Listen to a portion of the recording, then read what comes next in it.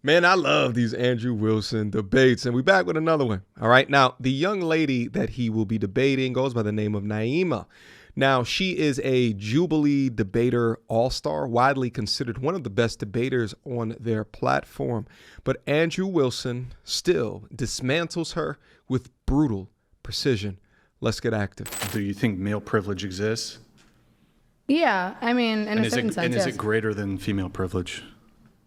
I think that we all have inherent privileges, and I think it's important to talk about intersectionality when we talk about privilege. Because, yeah, but what's the question is asking specifically? Do you think that... Andrew, you don't let me finish my statement. Because... You want me to finish the statement because you don't know where I'm going with it? Yes or no, do men have more privilege in society? I think some men do, yes. But again, like, I would think that a disabled man probably has less privilege than a able-bodied woman, depending on what his disability is. If we were to take all women and put them collective as a group and all men collective as a group, would you say that men are more advantaged or have privileges over women, or that women are privileged and have advantages over men? Yeah, I would say collectively, men probably have more privileges. Okay. So now we understand exactly what it is that we're arguing. So let me just start with this. What about the draft? What about the draft? So how is it that men are privileged over women when men can be drafted and women cannot? Well, that would be an example of when women have a privilege over men. I don't think the draft should apply to anyone, though. To be honest, it does apply to men. I know, right? And I don't even think we should have a draft. But I think we do have a that draft. is inherently immoral as well. Yeah, but we do have a draft. We do, descriptively. I know, and we should. And how could it be that men, young men especially, can be drafted at the age of 18, 19, 20 years old, be sent to fight wars often on behalf of women who can vote them into those wars, right? How is that a privilege that men have, and what is the... If you had to pick anything that you could point to for women that is on par with that duty that men have, I want to hear what it is. On par. I would say is very probably important. the societal role of the traditional wife and the inability for certain women, or the promotion of an idea that women should not be allowed to work. Who says that? Who promotes that women should not be allowed to work? You do. No, I don't. So you think that women should be allowed to work? Women have always been able to work. And you think that outside of the home? Yeah, of course they've always been able to work outside the home. That's great. What does that have to do with anything? I mean, part of the whole manosphere and like the promotion of these social norms and social roles. They That's where make you're things wrong. up. You see, Really? Actually, you have the more misogynistic view. No, but I'm against You have the more that. misogynistic view. The truth is that what the manosphere would say is that a lot of them say, no, those women need to work, otherwise they're in a position of privilege being at home. So let me ask you this. Are women in a position of privilege? What manosphere podcaster is saying you hear them say it all the time. Are women in a position Really? of privilege? Candace Owens Hang isn't on, saying stop, that. Myron Gaines isn't saying that. Stop. Yeah, they do. But here's Andrew the Tate is thing. not saying I'll that. demonstrate it for None you. of them are Are saying women that. in a position of privilege when they're stay-at-home moms? Oh, hold on. Pause the track. It is so important for you guys to be able to take note how it is that we got here. Now, based off of a simple question on privilege, she began to snake out of that question to the best of her ability.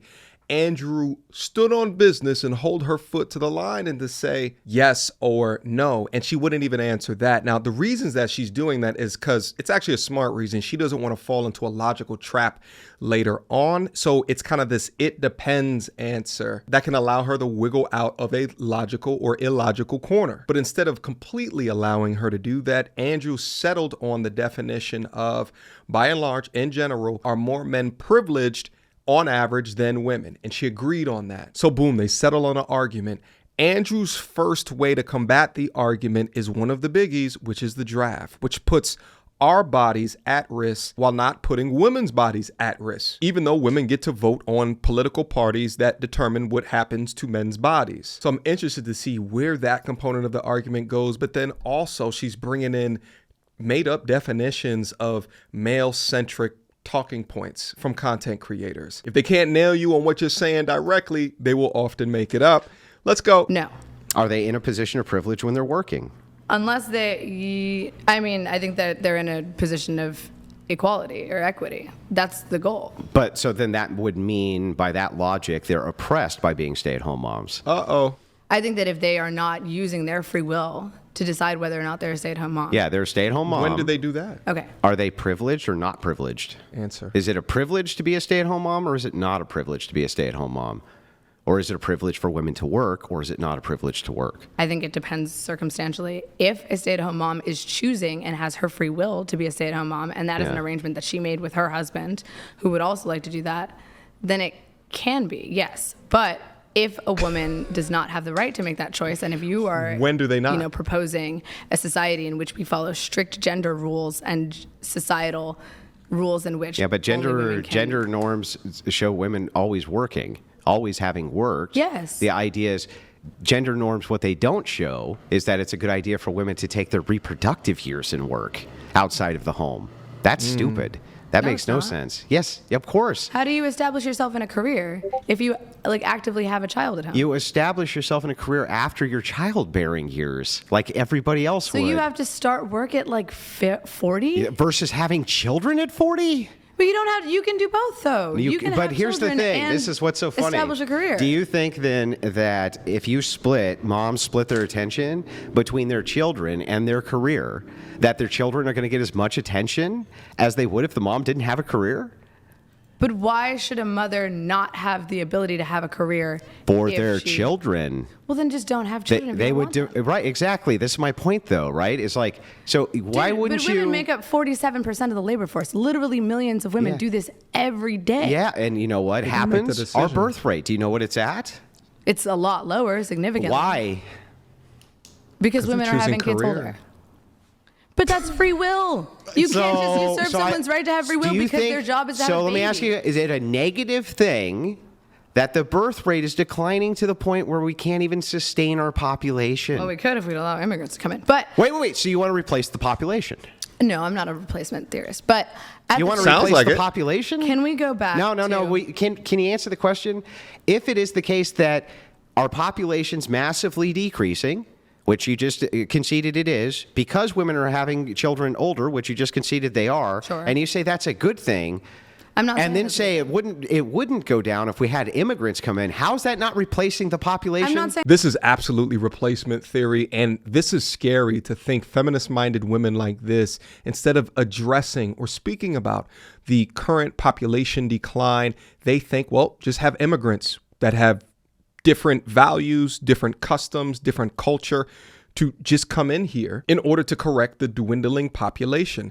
Anything to avoid the discussion of the biological fact of geriatric pregnancy. Let's see if she's going to backpedal out of this one, but it's just like the feminist movement.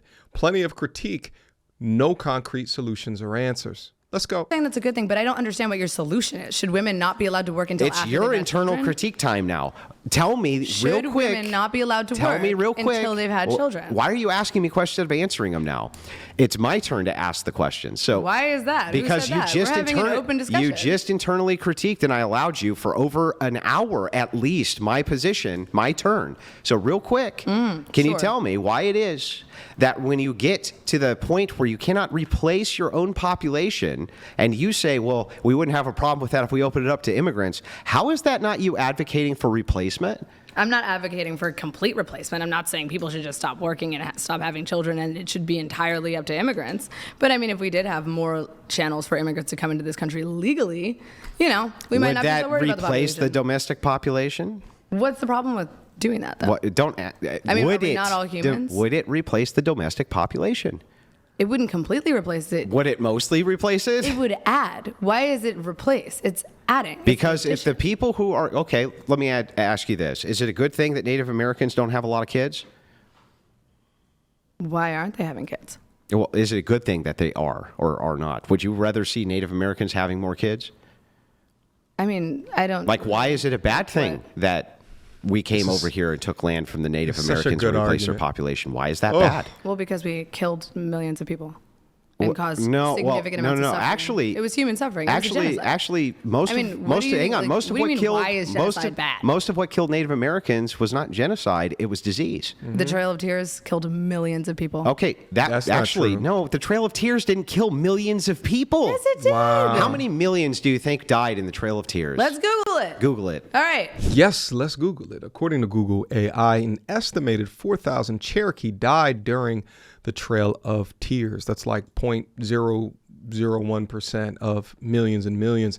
A forced removal of the Native Americans from their homelands in the southeastern United States to Indian Territory in the 1830s. This represents about a fifth of the Cherokee population who were forcibly relocated.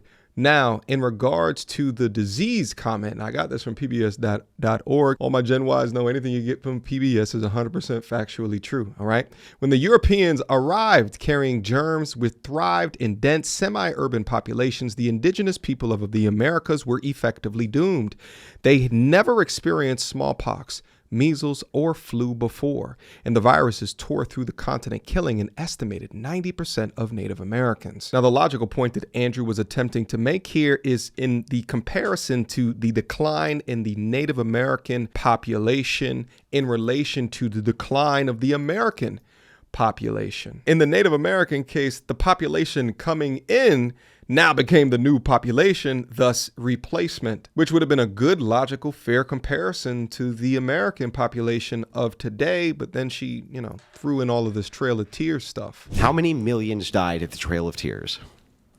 It says an estimated 4,000 out of 16,000 Cherokee people, forced to relocate. Let me see deaths. How many millions?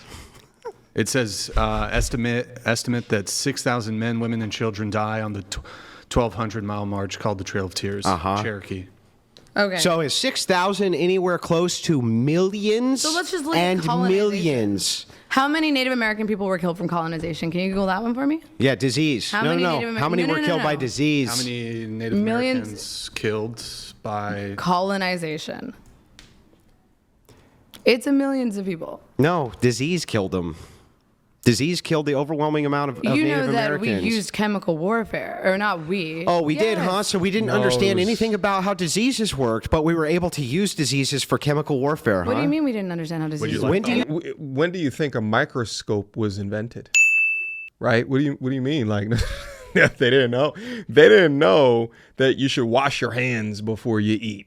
Right. They didn't know how disease was spread. They was probably doing dances around tiki torches and shit like that, trying to cast out the demons of smallpox. Meanwhile, they should have been separated.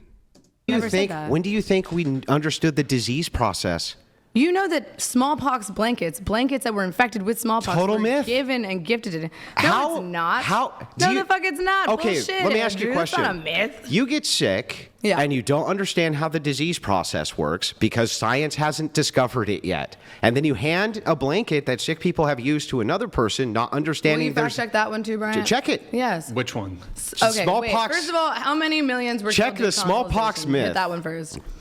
In the United States, in North the America, US. or the In North entire America. Americas? Ooh, actually, if we did, You're just goalpost shifting. I mean, but that's not true. I said that millions You of people said were millions killed of through people colonization. died during the Trail of Tears. Okay. Stop lying. All right, then let's include all Holy of the shit, stop lying. And also, check. All you have But to the do whole is point check that the you disease. said is that Native Americans all you were have to killed. do is check the disease rates. It was 80 to 90% of all natives died from diseases. And by the way, the question that smallpox you were blankets, asking- the smallpox blankets happened hundreds of Andrew, years after calm down. colonization. Calm down.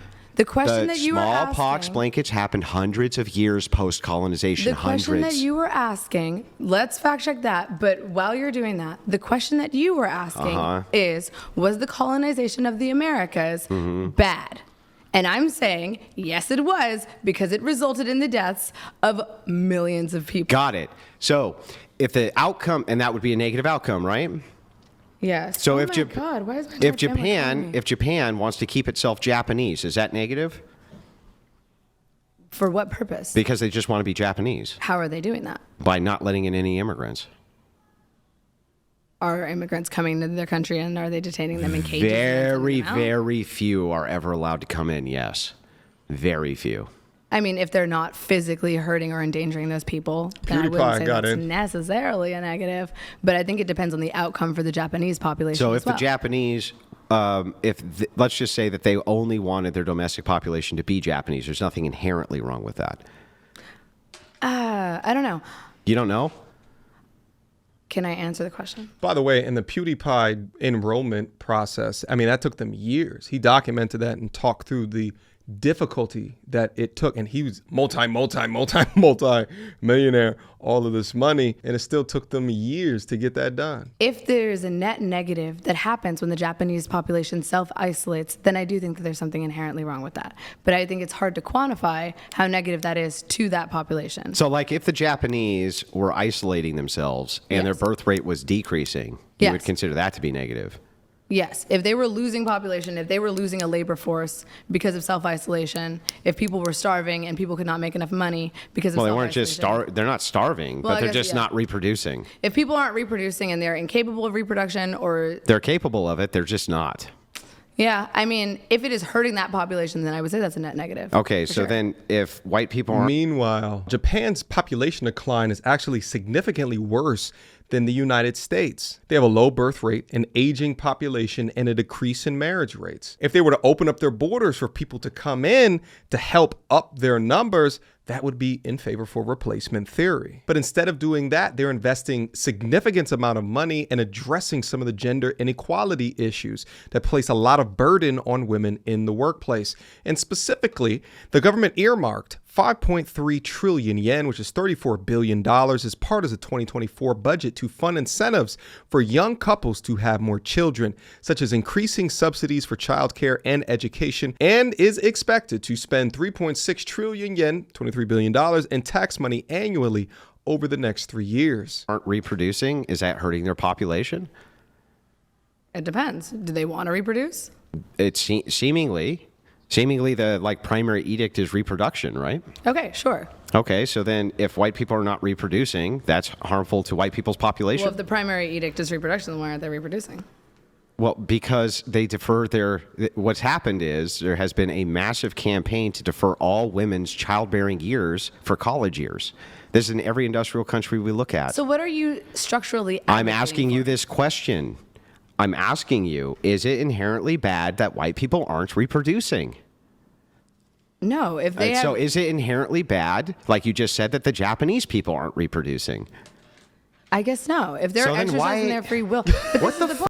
How is it bad if the Japanese don't reproduce, but it's bad if they don't, but it's not bad if white people don't?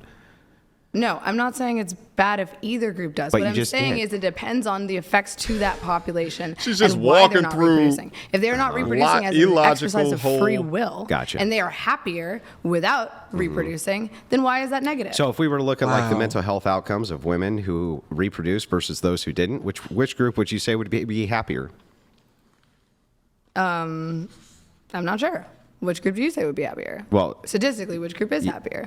The group that's statistically happier are women who reproduce and have children. Okay, but again, that's the whole causation correlation thing, and it feels like the thing is like everything you can say is a causation, right? We look for the primary causation for what is the correlation. We even do this with things like drinking and driving, right? So I could always say, no, it just correlates that drinking in your car leads to more accidents, right? But if it is the case that that's the primary correlate, then we tend to say it's because drinking and driving, these accidents increase. Okay. That's how you would do it. Hang on. Right, so if that's the case, I'm just asking you again the question, right? When you say, it's just correlation, causation. If the primary correlation is that they're having children and that's what makes them happier, and that women who don't have children are less happy, then wouldn't you say that's a negative outcome? Yes, I would say that's a negative. But I do just want to ask, so let's say that is a negative outcome. What is your solution? Do you think women should not be allowed to go to college? Do you think women should? I would just advocate for a national campaign which asks women to keep the traditional family intact because it's going to lead to the most amount of children, and to defer those college age years, just like we did a national campaign to try to move women into college. I would do a national campaign to say, defer those years for childbearing, and you can always go to college later after your kids are grown, or you can do it from home. Oh, that's not fun. That's not the point of college. Did you go to college? The point of college is to go. No. What's the point? The point of college is to learn while you are young so that you can gain skills that help you in the workforce and develop a career over time. It takes time to develop a career. You can develop First of all, most of the people are getting degrees, by the way. They ain't using those degrees in any of those fields, are they? What's your degree going to be in? What's it going to be in? Your mom. No, I'm joking. Film production. And do you think that you're going to end up a film producer? Hopefully, that's the goal. But do you think that the chances that most people who have a degree in film production are producing film? I mean, I happen to go to the best film school in the country, but you know, Yeah, I'm and sure just a lot like of people I just aren't. had a woman I But- talked to yesterday who got a degree in comedy writing. Oh well, sorry. Oh, the tail end of that argument is absolutely the nail of the coffin, because you know for damn sure she is one of those young ladies that complain that college is too damn expensive. I could see her in a couple of years, if she don't do that well, complaining about having to pay back student loans. She's one of those, making it that much harder to combat his talking point about what they should be doing in those formative years. Now, I will also say that I think that the reality of that happening in our current society, knowing that how expensive that it is to be, you know, by yourself living in a city, right? Like, I think you would begin to see a mass exodus from city living, city life, so that people can take up in more suburban, if not rural areas, to make a family more work with only one income. But once again, we got Andrew Wilson cutting through the BS and exposing all of the nonsense here. And it just isn't about this one woman being wrong. What I think is that it's a culture that rewards feelings over facts, or a culture that rewards not looking outside of the box of solutions, or in fact, a culture that rewards pointing out the issue over focusing on the solution. But I leave you guys this: if your worldview crumbles under scrutiny, then it was never a solid worldview to begin with. Facts over feelings, logic over labels. Start thinking critically, or keep getting exposed like the young lady that we have today in this debate. Shout out to the Whatever Podcast. Shout out to Andrew Wilson. Guys, link down to it down in the description box down below if you want to check out the content, all of the content that's up on there. All right. And if anything, I'll see you soon. Until next time, YouTube. Peace. You don't wanna see me get vexed. Bars on your phone, tell a man you can't jet. The big the ones who can't stretch. Breaking the neck when we in the car next. You don't wanna see me get vexed. Bars on your phone, tell a man you can't jet. The big the ones who can't stretch. Breaking the neck when we in the car next. Dead bars, need defibrillation ASAP. Get boxed with a straight gap. And reminded of mind state they lack. Every time that they incline, we go way back. All they wanna be is just